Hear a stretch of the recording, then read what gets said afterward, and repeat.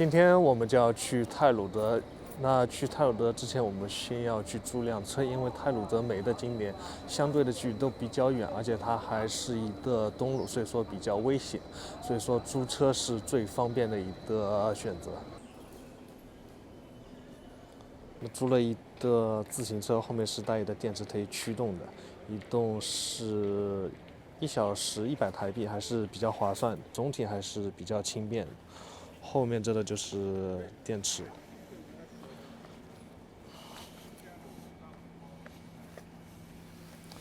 那现在我们就骑车去泰鲁德吧，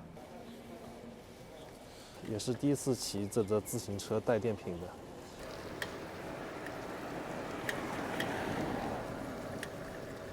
骑上去非常的轻松，只要脚轻轻一踩，它就像电动车一样帮你助力往前推了。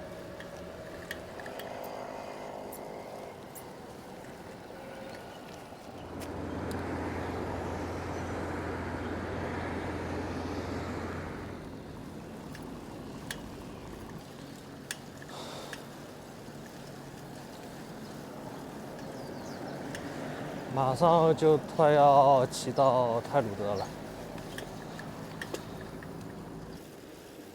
两边的山啊，真的是非常的高啊。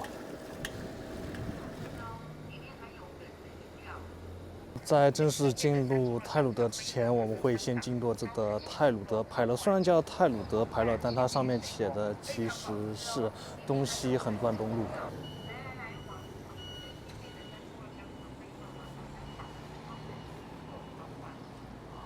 可以看到前面就是一座山了，而且下面的话都是有一些小溪吧。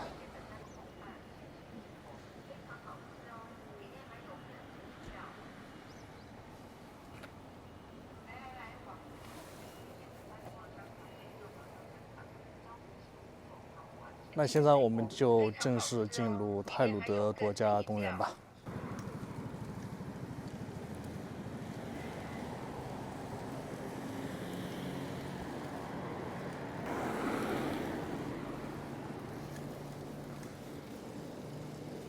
前面就是上山的道路了。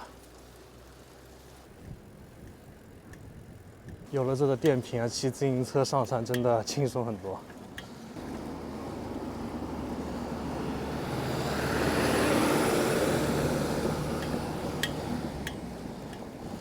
现在就要进入隧道了，第一次骑自行车进了那个隧道。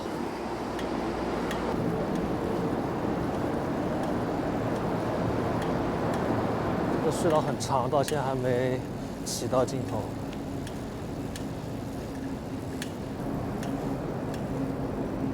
终于出来了，不过前面还有一个隧道。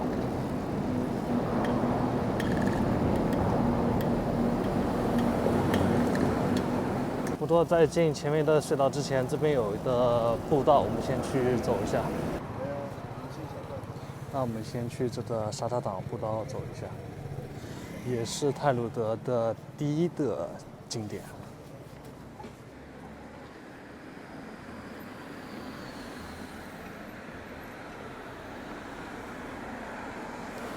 可以看到现在就矗立在群山之间了。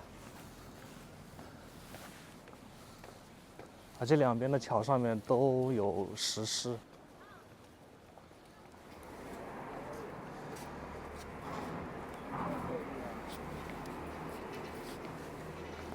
那现在就正式进入步道路头了。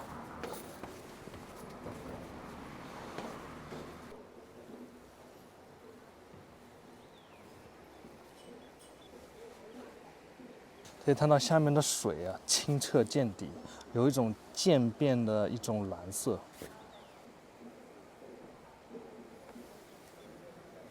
而步道的话就在山脚旁边，非常的有感觉啊，走在这里，可以清楚的看到峡谷、碎石，还有一些小溪，真的是非常的漂亮。触摸泰鲁德的岩石。为什么这边叫泰鲁德？泰鲁德其实是台湾原住民的一种称呼。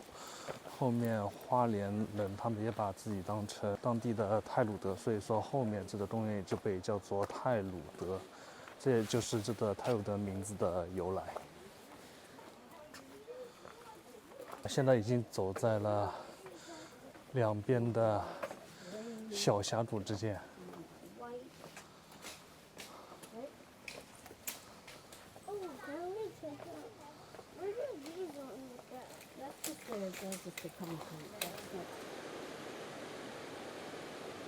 从这边可以依稀的听到瀑布的声音。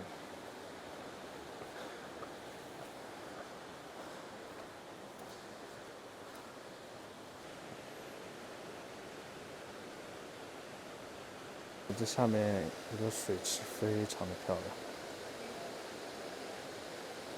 来太鲁阁主要是来这边徒一下步，欣赏一下大自然的风光，以及这个山里面的美丽的自然景色，确实别有一番风味。尤其当你走在这个群山之间，感觉真的是不一样。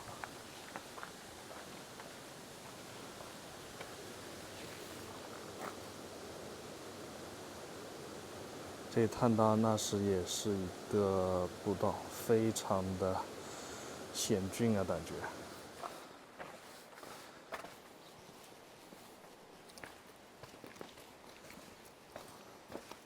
可以看到上面都是一叠的叠起来的石头。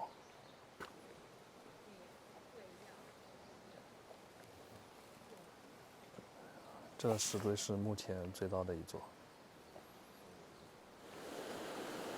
那现在我们就正式进入这个险峻的一条道路，而且上面的岩石啊触手可及啊，如果你身高比较高的话，要当心一点。然后旁边就是一个小溪，哇！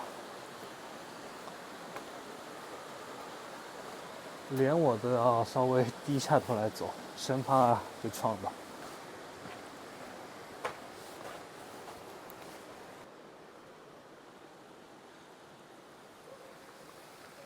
也是第一次走在这样的道路。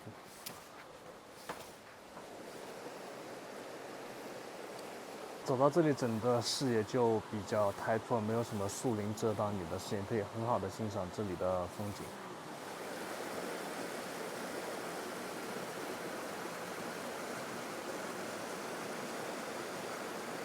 现在可以很近距离的看到这些石头，可以看到那块石头已经有了非常漂亮的一个纹路。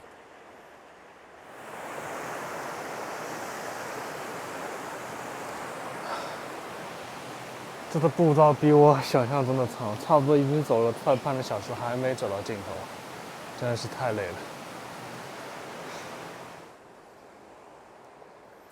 那这里应该算是终点吧，因为再往前面走的话，你还要走的30分钟，来回就要1个小时，所以说我们就来这边看一下、亲近一下这里的大自然。走在下面跟走在上面真的是完全不同的一种感觉，而这个水真的非常的清。哇，清澈见底，而且水的温度也非常的凉爽，不知道这水可不可以喝。看到水里面有一些鱼，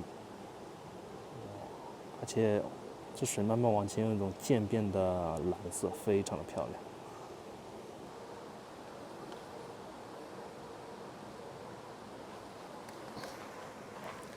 那这就是沙塔岛步道了，来到这里差不多来回需要1个小时。如果你体力好的话，那现在我们就去看一下太鲁阁还有哪些景点吧。那里就是长春寺，可以看到这边的风景真的是非常的开阔，而且长春寺后面可以看到有明显的瀑布流下，真是非常漂亮。我们现在就去看一下吧。在这边骑车也是一种享受啊！哦，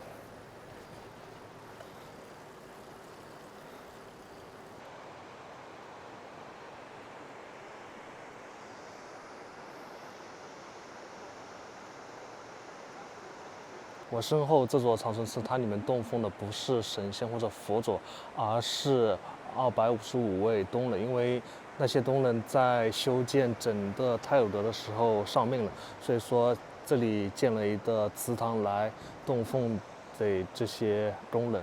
那么就去里面看一下这个长生祠到底怎么样。长春祠旁边还有一座长春桥，哇，真的是非常漂亮。而且可以看到下面的小溪啊，流水清澈见底，而且旁边还有的露天平台，可以从这边欣赏一下。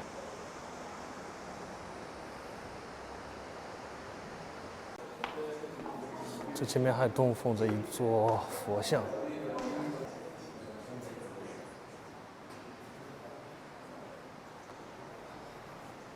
在这里看着的桥真的是非常漂亮，而对面就可以欣赏到长春祠，可以看到旁边有的小道可以直通那里。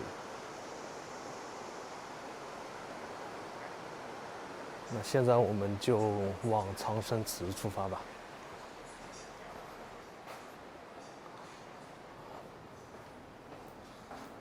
走进这个隧道，非常的有感觉，而且声音有一定的回声。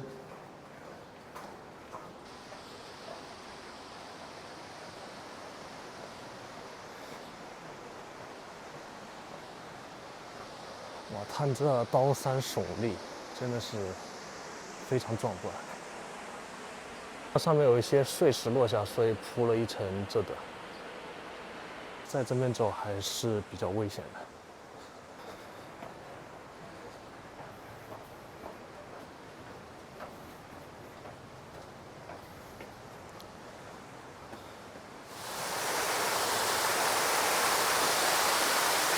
这边有一小块瀑布的源头，然后从这边流下去。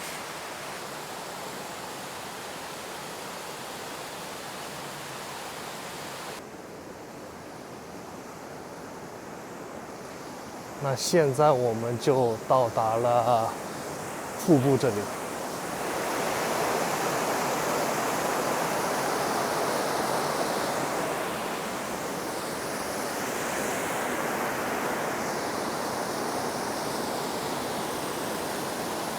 视野真的是非常开阔，而且旁边都有很明显的瀑布声音，感觉就相当于在大自然之中。也是第一次看到有瀑布的一个祠堂。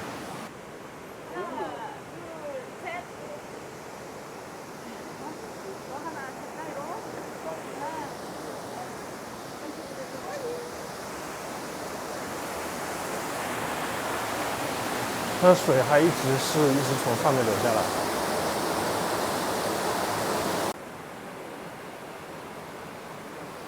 这个就是长春祠的主殿了，非常的小，但从远处看还是非常的壮观。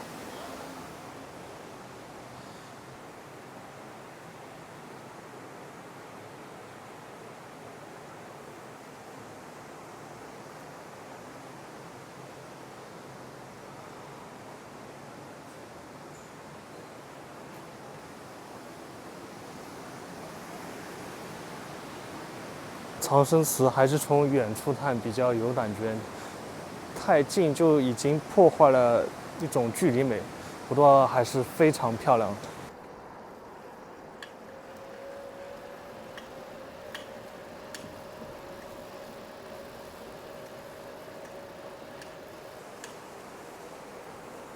可以看到前面也有一座桥，横跨两个山谷之间。道路封闭，那座桥也去不了了。要到3点这个道路才开放，现在已经2点半，那我们就等半个小时继续出发吧。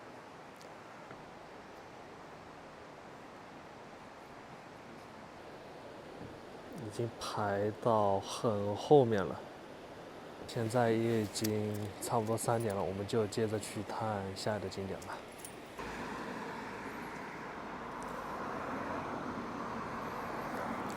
它原来这边有个水闸，所以说这边水都是满的，而下面的水都是变成河床了。原来这个水闸没有开。现在已经来到了山上，因为我们现在要去参观这个三月吊桥，它是整个太鲁阁国家公园跨度最大的一座吊桥。各位要注意一下时间，最后的入场时间是4点钟。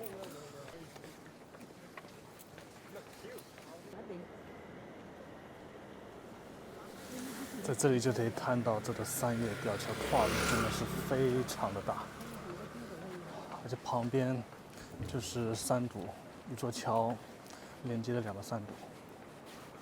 哇，这风景真是太漂亮了。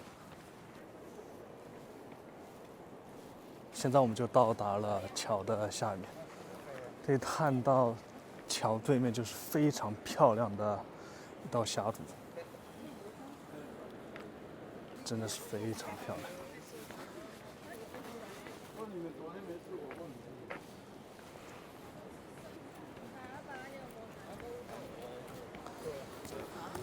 看这样子的。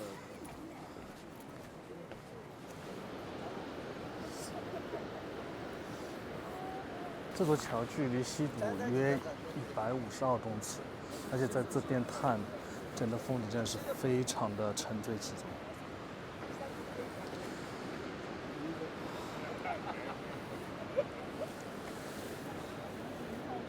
从这里也可以看到隧道，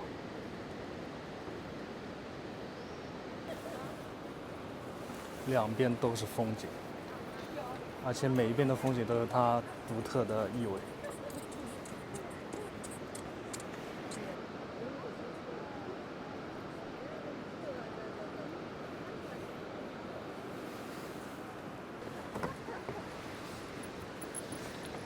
而且从这边可以看到下面的西堵。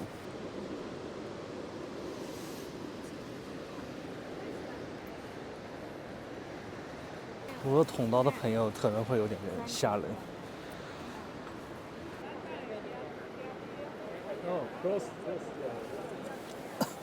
因为这座桥不在主路上，但还是非常推荐可以拐下来这边看一下这座桥，真的是非常的漂亮。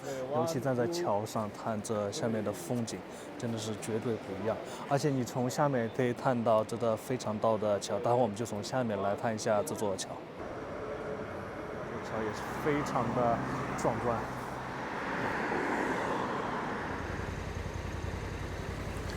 现在就到了燕子头步道这里，如果你进去了，最好要戴好安全帽，可能会有落石会的。可以看到他们都戴了安全帽。这安全帽是免费，你可以借，然后还回去的话也要还到原来的地方。那我们现在就去这个燕子头步道里面看一下吧。顾名思义，这以前有很多雁在这边，所以也叫燕子头步道。而且可以看到旁边的悬崖也是非常的耸立。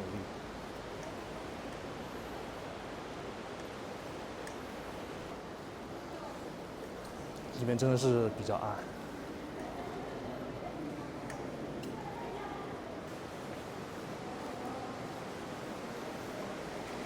从这边可以看到下面的西堵，我这西堵速度比较快一点，比之前那些西堵。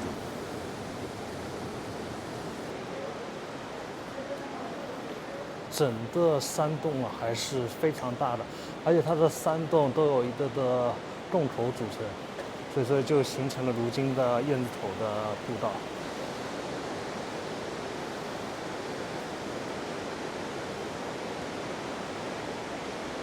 对面的山崖上面都有一些洞，它其实是跟水有关，它也叫湖穴。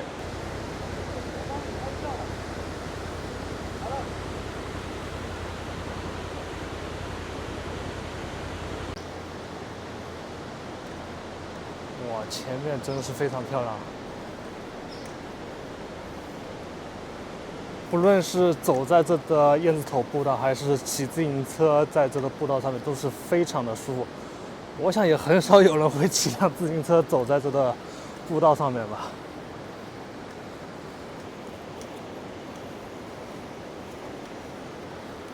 这也是第一次骑着自行车走山路，之前从来没有的，要么就是开车，要么就是骑摩托车，非常的有新意。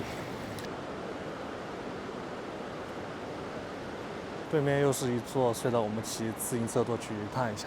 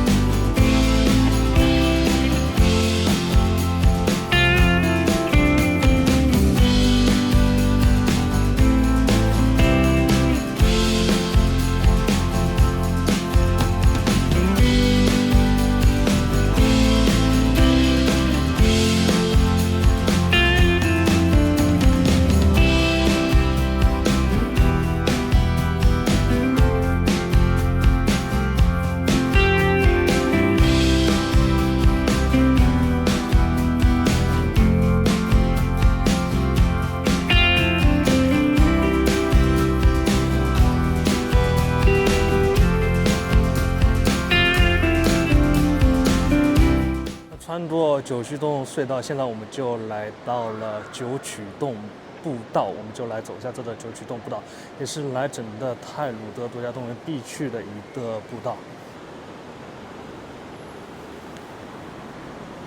那为什么叫它九曲洞呢？因为它这个道路当中都弯弯曲曲的，所以叫它九曲洞。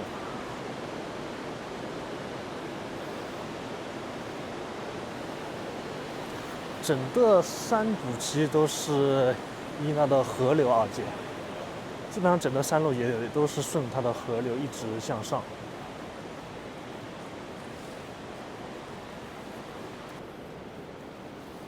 这个九曲洞也比那的燕子头步道更加的明亮一点，因为它这边的光线没有很多被这个岩石给挡住。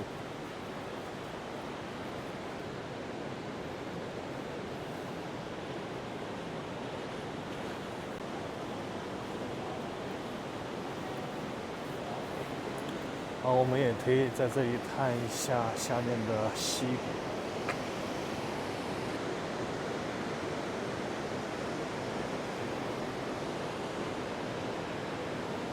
九曲步道不是很长，一共就开放了700公尺，所以说对那些体力不太行的也可以过来走一走、看一看。下面有一个玻璃栈道。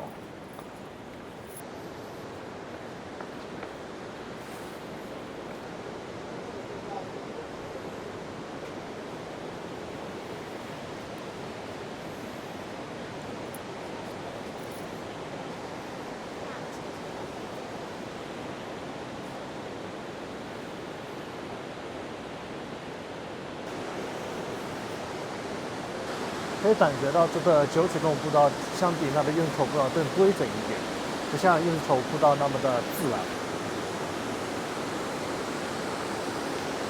而旁边墙壁也有各种景点的一些简介。从那里上来的时候，这边又有一个弯弯曲曲的步道。太鲁阁这边的步道啊，基本上都是沿着山壁来构造。只不过是每个步道它都有各自的特点。在这边洗澡一定非常的舒服。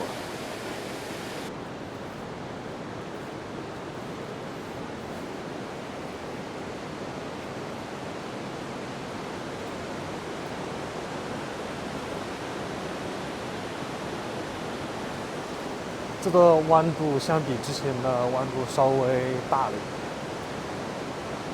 点，可以很好的看到对面的风景。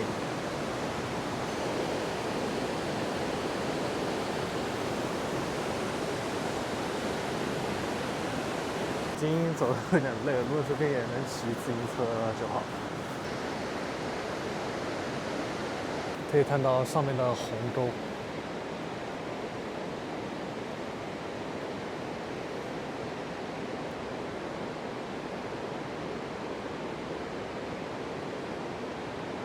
从这里也可以很明显看到那些长在悬崖缝当中的那些植物啊，都随着风啊往那边摇摆。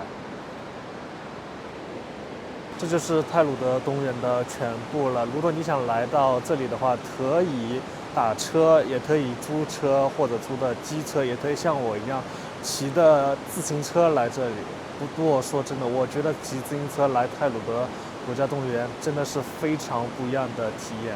而且这里的景点我比较推荐长生祠，因为从远处看到的瀑布飞流之下，给我的感觉真的是与众不同。还可以在这边的步道走一走，如果你还有更多时间的话，也可以更加深入太鲁阁国家公园，你们还有更多的地方等着探索。